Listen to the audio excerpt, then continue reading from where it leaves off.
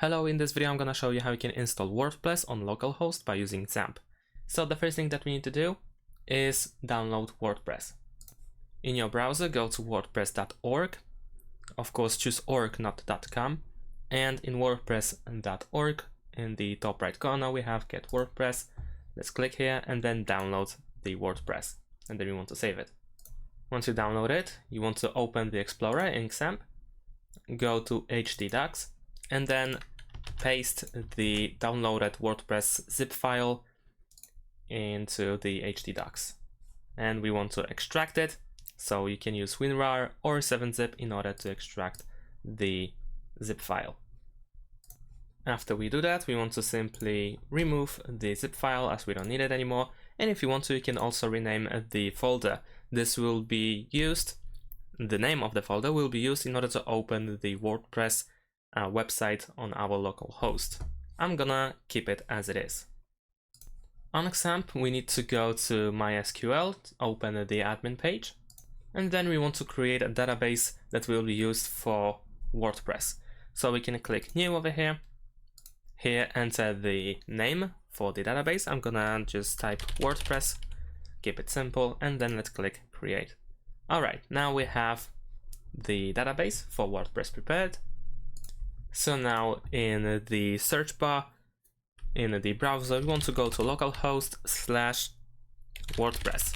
Of course, over here, we should enter the name that we used for the WordPress folder. So if you have renamed your folder, let's say you rename it to my website, like so, then instead you want to enter the my website text after the slash. So let's open the page and we will see the installation, the first setup. Over here we can choose the language. I'm gonna keep English, United States. Let's press continue. Now we will need to enter the database information. So let's go. And now over here we have the database name. So previously we have created the database and I name it WordPress. So I'm gonna enter WordPress here as well. Username is of course the username of your whole database. Most of the time, if you didn't change anything, it is root. Password is by default not set, unless you have set password for your MySQL. Then you need to enter it over here. If not, then keep it empty. And then we have database host, keep it localhost, and table prefix, we don't need to change that. We can keep WP underscore, and let's submit. And then we can run the installation. Over here, now we can enter the site title. So I'm gonna enter, I'm gonna write like my website, let's say. Then we have the username for your admin.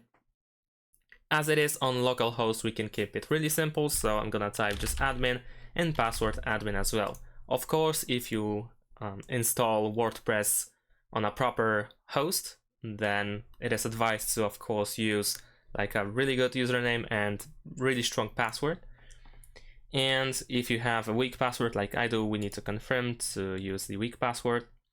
Over here, we need to enter the email. We can really type anything, it doesn't really matter, as we have the WordPress on our local host. And then we can finally press install WordPress. Then we will see the summary, and we need to click the login. Over here we need to enter our credentials, so it is of course admin and admin, unless you entered something else. And we can log in, and if you want to, you can click to remember me. So let's go, log in. And we have WordPress installed. Now we can go to my website to see the default page. This is how it looks like when we freshly install the WordPress. We can start configuring our website, we can start building it. And that's it. Thanks for watching. Leave a like and subscribe to my channel and see you in my next videos. Bye.